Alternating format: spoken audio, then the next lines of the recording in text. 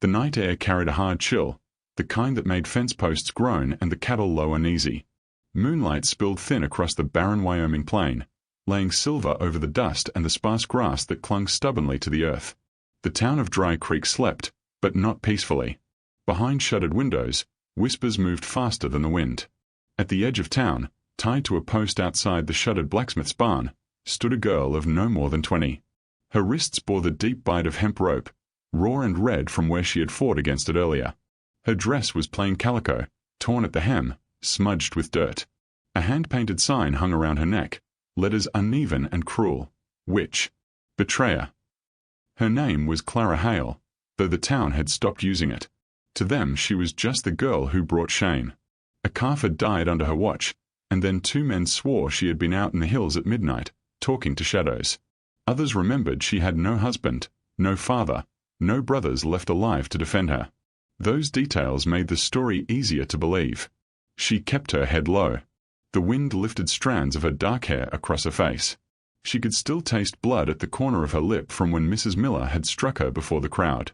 The sheriff hadn't ordered a hanging, not yet. Instead, he'd let the sign and the rope do the work of punishment. Leave her out there, let the cold bite her, let the shame sink deeper than any blade. By morning, maybe she'd confess something no one cared to prove. But the coyotes had started howling earlier than usual that night. And then the wolves answered from the ridge. Somewhere past the dark line of the cottonwoods, a lantern bobbed. A horse's hooves thudded slow, deliberate, toward town. Clara lifted her head, eyes narrowed against the sting of night wind. Whoever was coming, they carried the smell of smoke and distance, like someone who had been long on the trail and longer away from kindness. The town didn't know it yet, but the rider who drew near had no interest in their whispers. He'd come back from war with his left shoulder ruined, his ranch near lost, and no patience left for crowds that swallowed lies whole. And before dawn, Clara Hale's rope, that cruel, scratching rope, would either be cut free or pulled tighter. The lantern's light wavered, caught in the October wind. The horse beneath it was a rangy bay, ribs showing through its coat, hooves cracked from long miles. The rider sat low in the saddle, hat brim shadowing his face until he pulled closer to town. It was Eli Mercer. Folks hadn't seen him in Dry Creek for near 2 years. Last they'd known, he'd ridden south with the Union Army, come back with a bullet in his shoulder and a silence in his eyes. His wife had died birthing a child that never drew breath, and his ranch had nearly burned to the ground in a prairie fire while he lay fevered in some field tent. The town called him unlucky. Some whispered cursed. But no one said it to his face, for the way he looked at men was the way a wolf looks at fences, not to respect them, but to test if they'd break. He dismounted slow, his bad arms stiff against the pull of gravity. His boots crunched the frost-dusted earth as he stepped toward the blacksmith's barn. His gaze caught the girl tied there. Clara lifted her chin just enough to see him. For a heartbeat, neither spoke. The rope between her wrists cut into the stillness like a third presence. "Trouble rides quick in this town," Eli muttered, voice raw from disuse. From the ridge, the wolves howled again. Closer this time. Hunger threaded their call. The horses in the livery kicked against stalls, nostrils flared. A dog barked, then yelped into silence. Clara swallowed hard. Her lips parted, but no plea came. She knew the town watched from behind curtains. To beg would only feed their cruelty. Eli's eyes narrowed at the sign hanging round her neck. He read the painted word slowly, as if it carried no weight to him. Witch. His jaw tightened. He reached up and with 2 fingers pushed the board aside, so it swung on its twine like a pendulum. "You ain't dead yet," he said simply. It wasn't comfort. It was a fact, cold and steady as the barrel of a rifle. A stir of movement came from the saloon porch. Sheriff Danton stepped out, coat pulled tight, hand resting near his holster. "Evening, Mercer," he called. "Don't reckon you got business here." Eli didn't turn. Wolves don't ask permission. The sheriff gave a short laugh. Town can handle wolves. But Clara knew better.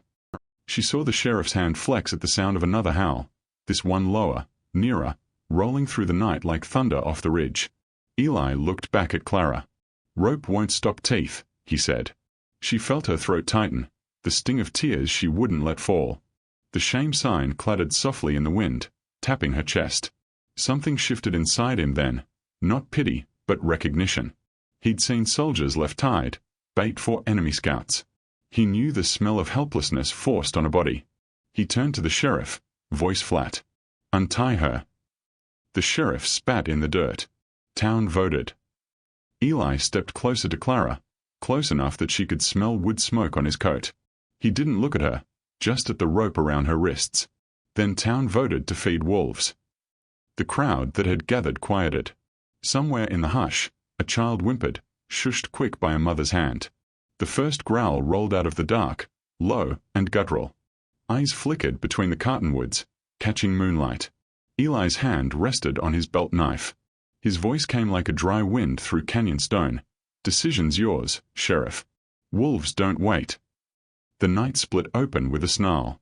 From the tree line, 4 shadows darted low, legs pumping, fur bristling silver in the moonlight. Wolves, lean from the early frost, eyes burning with a hunger older than fences and towns. The townsfolk behind shutters gasped but did not move. Doors stayed bolted. Lanterns stayed dim. Their whispers turned sharp, but no one came forward. Clara jerked against a rope, wrists screaming raw. The hemp cut deeper, drawing tiny lines of blood that trickled across her skin. She had no weapon, no chance. Yet her breath came steady, shallow, controlled, like someone who had lived too long with danger pressed against her ribs. Eli moved faster than his stiff shoulder should have allowed.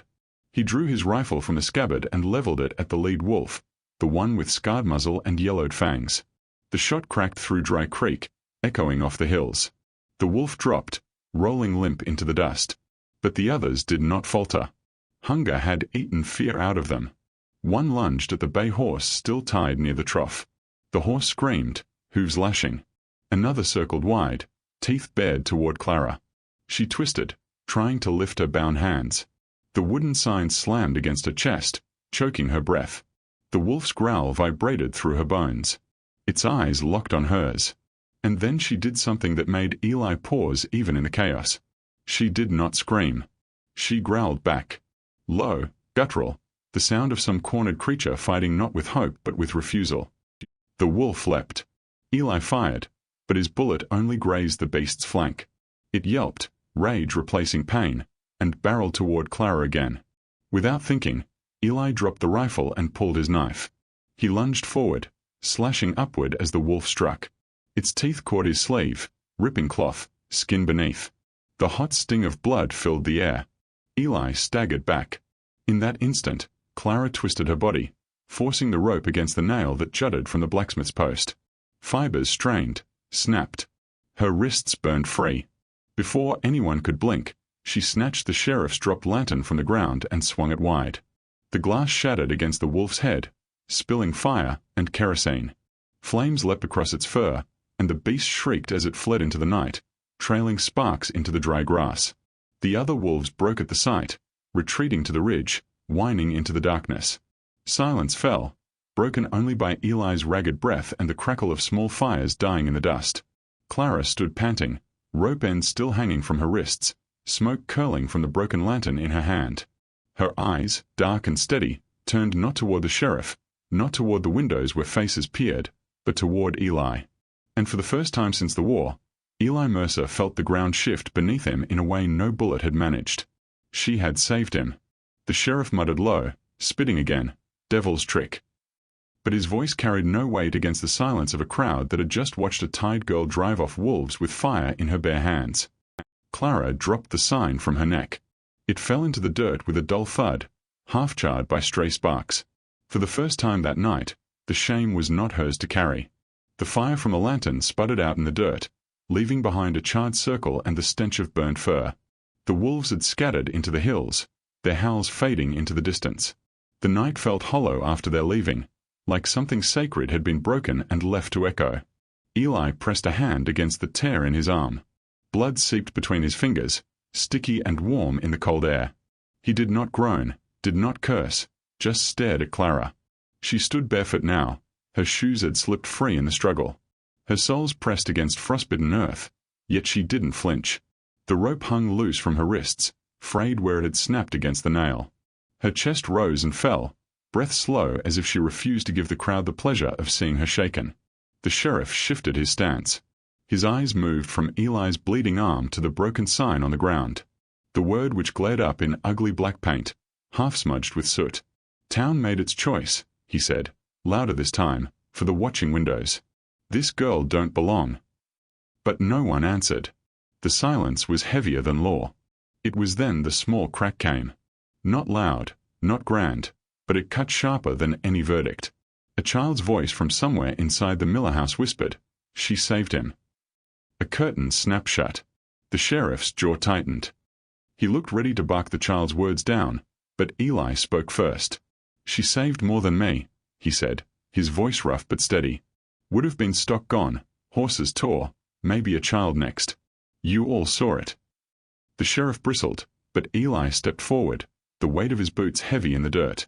"You tie her again," he said low, "and it ain't the wolves you should fear." Clara glanced at him, surprise flickering in her eyes. Not trust, not yet, but recognition. The sheriff spat into the dirt, turned, and walked back toward the saloon.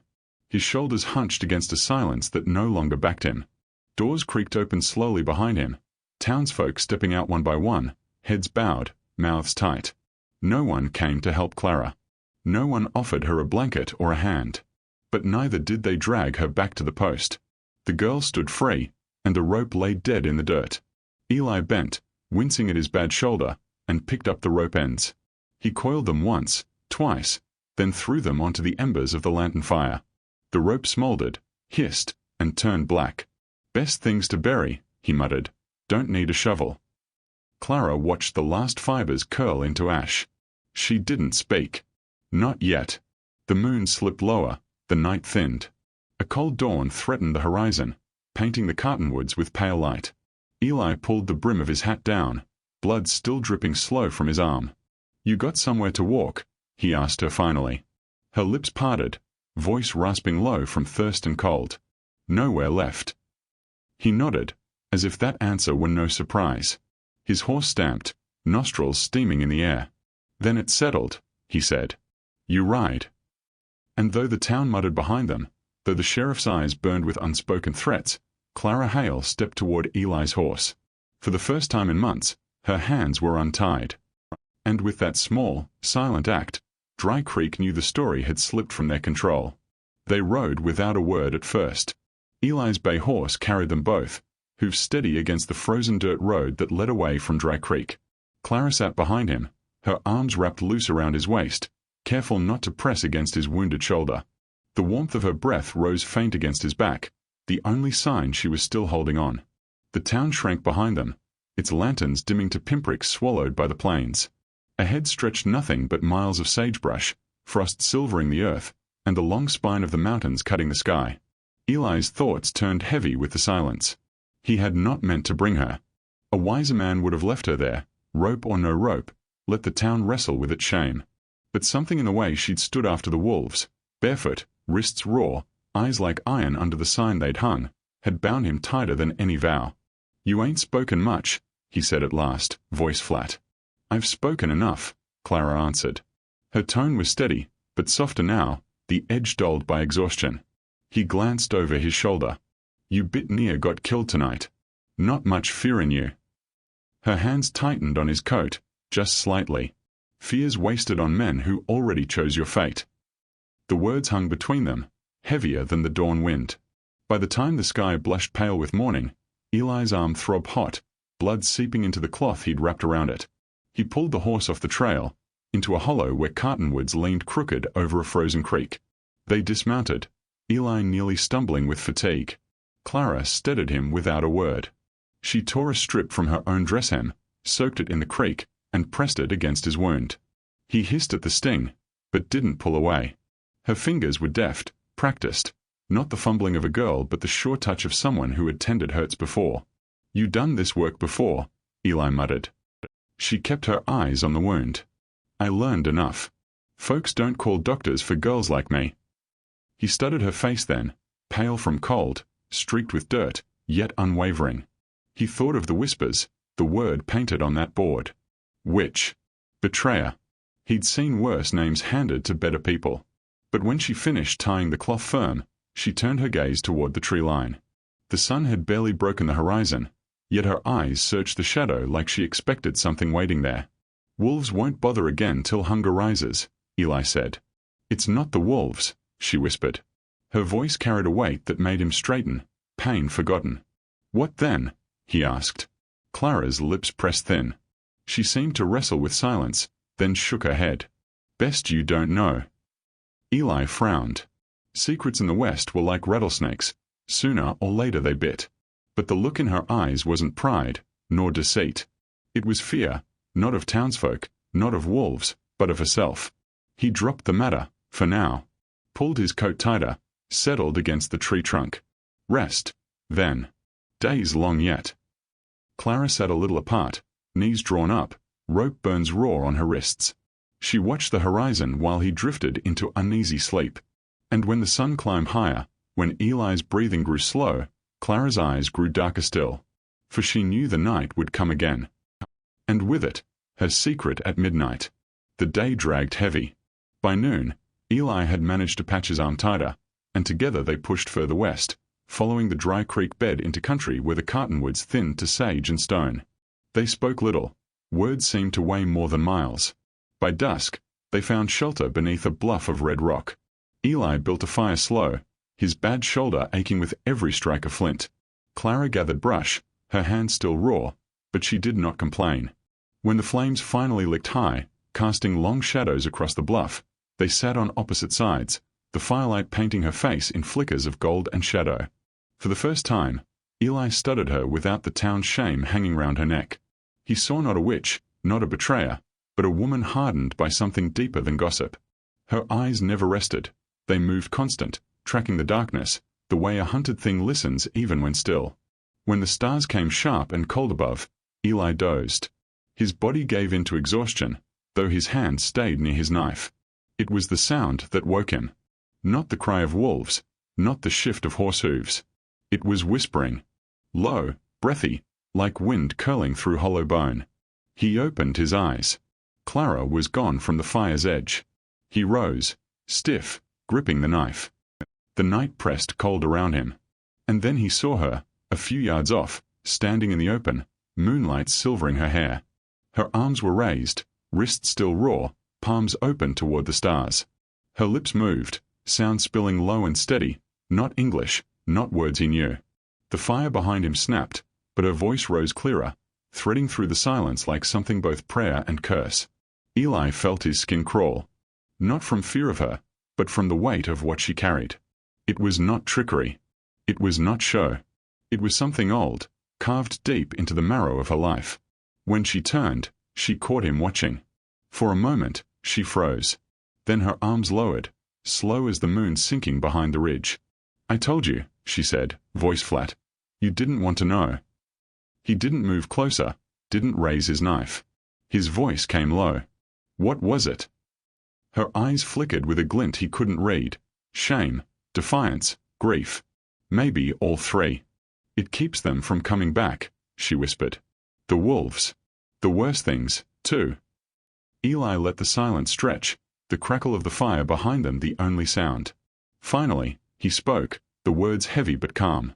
"Town says witch." She looked away, jaw tightening. "Town says whatever makes their fear easier to hold." Her hands trembled faint, the first weakness he'd seen in her. She curled them into fists. "But they ain't wrong that I carry something." Eli slid the knife back into its sheath.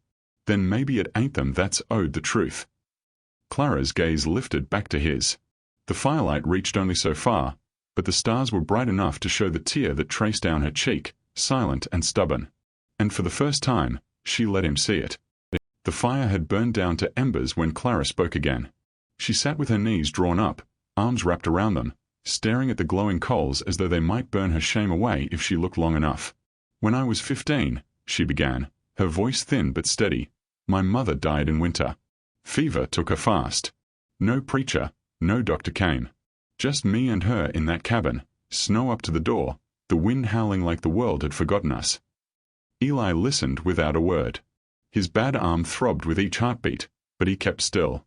"She called me to her bed that last night," Clara went on.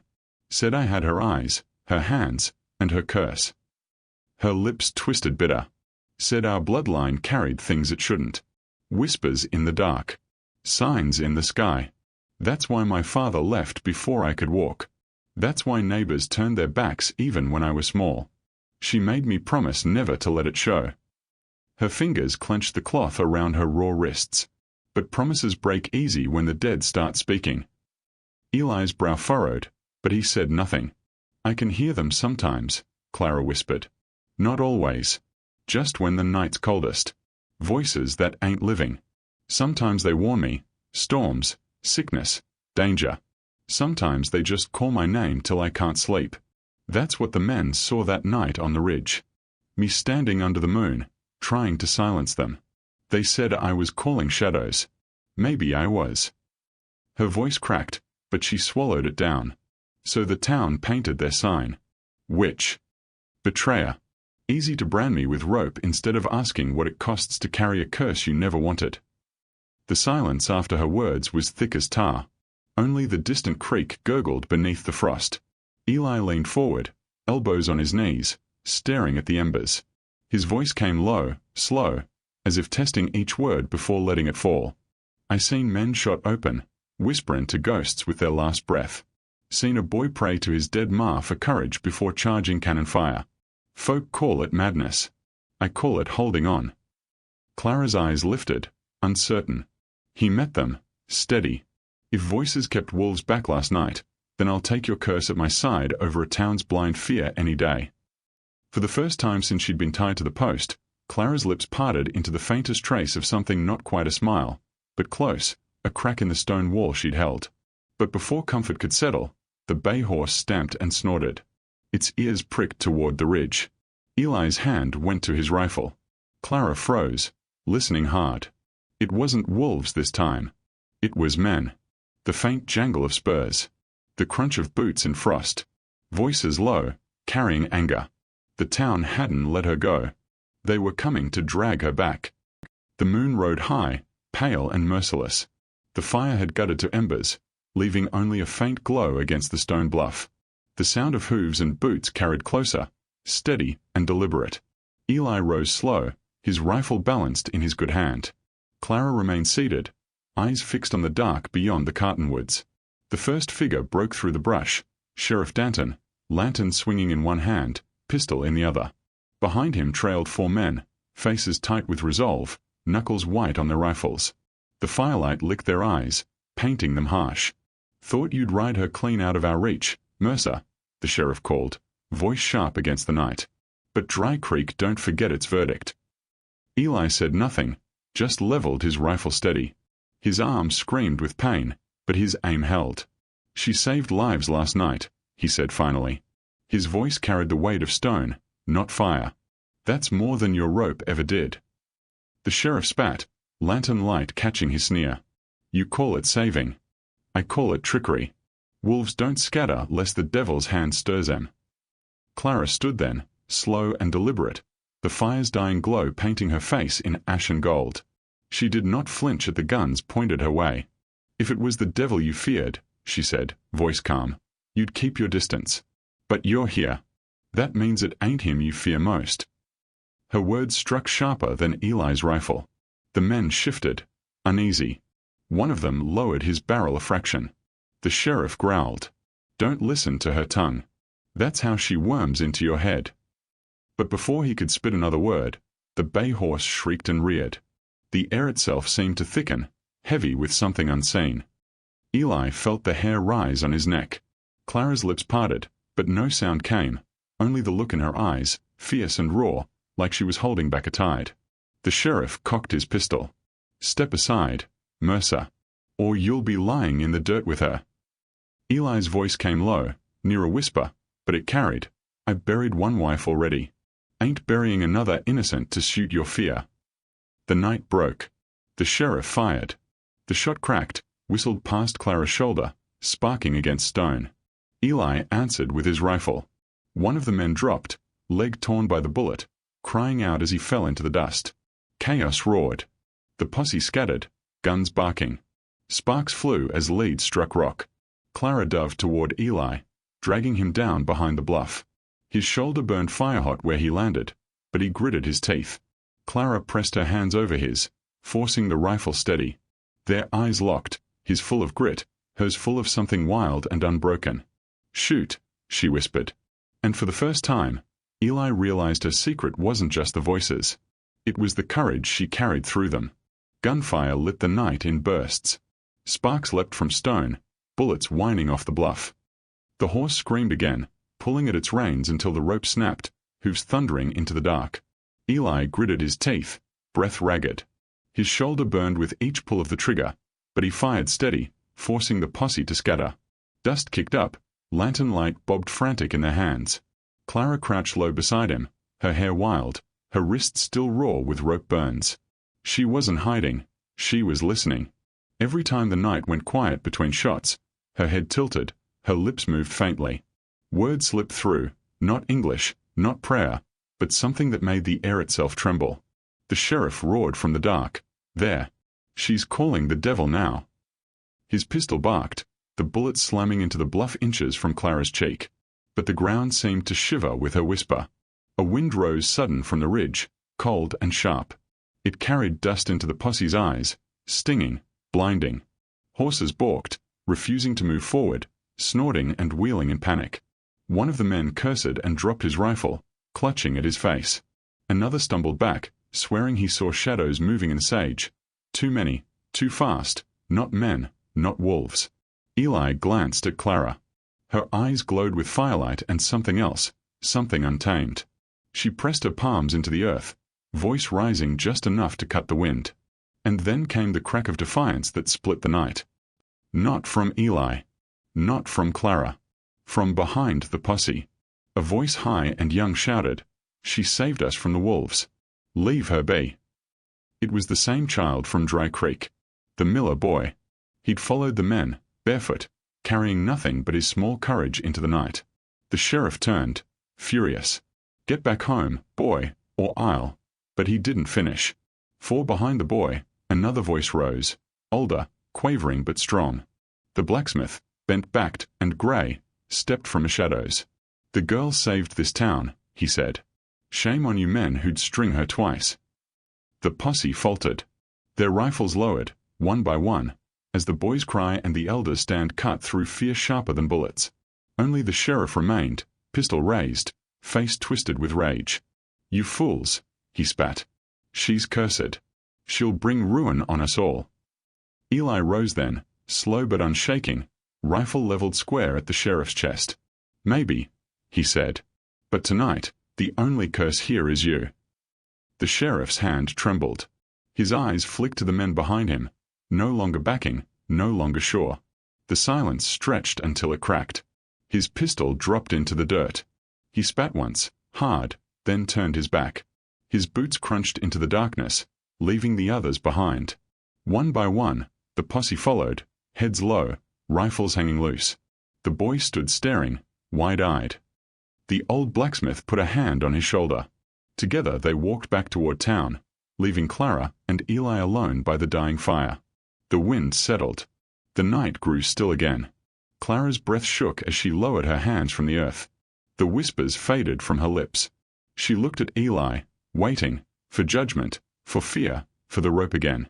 But Eli only nodded once. "You held him off." Her throat tightened. She whispered back, "Not alone." The fire died to embers before dawn. The bluff held its silence, save for the faint trickle of the creek and the tired breathing of two souls who had not been meant to survive the night. Eli's shoulder bled slow but steady. He bounded again with strips torn from his own shirt. Clara sat beside him, her palms streaked with dirt, her wrists swollen red from rope. Neither spoke for a long while. When the first light stretched across the horizon, Eli rose stiffly. He bent and picked up what remained of the rope they'd cut from her, charred ends blackened from where he'd burned them in the fire. He weighed it in his hand, coarse fibers stiff with ash. "This tied you once," he muttered. Then, without ceremony, he dropped it back into the embers. Smoke curled upward, carrying the last of its shame skyward. Clara watched until the rope was nothing but ash. Her shoulders eased, though her eyes stayed dark, knowing shame left scars deeper than rope burns. She reached for a stone, flat and pale, from the creek's edge. With slow hands, she pressed it over the ashes as if to seal them into the earth. Eli said nothing, only watched. At last, she looked at him. Her lips trembled with words she almost spoke, but didn't. Instead she whispered, "I'll never be free of it." Eli shifted his rifle against his good arm. His face was carved from lines of dust and war, but his eyes were steady. "Maybe not. But you're alive. That's more than they counted on." The wind carried his words into the sage. They left the bluff as the sun broke. Two figures cut against the wide plain, one carrying an old wound that would never heal, the other carrying voices that would never rest. Yet together, they rode, not to erase their scars, but to live with them in defiance of the rope, the sign, the fear that had tried to bury them. Back in Dry Creek, whispers would twist. Some would say Eli Mercer had lost his mind.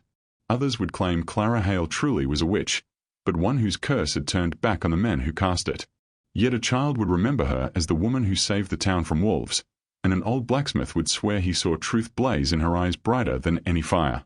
And sometimes, on nights when the wind ran wild over the plains, townsfolk swore they heard voices in the cottonwoods, not curses, not devils, but a song of survival. Clara Hale lived. That was the defiance. The rope was gone, but the scar remained. A reminder that shame can be burned, but survival becomes legend.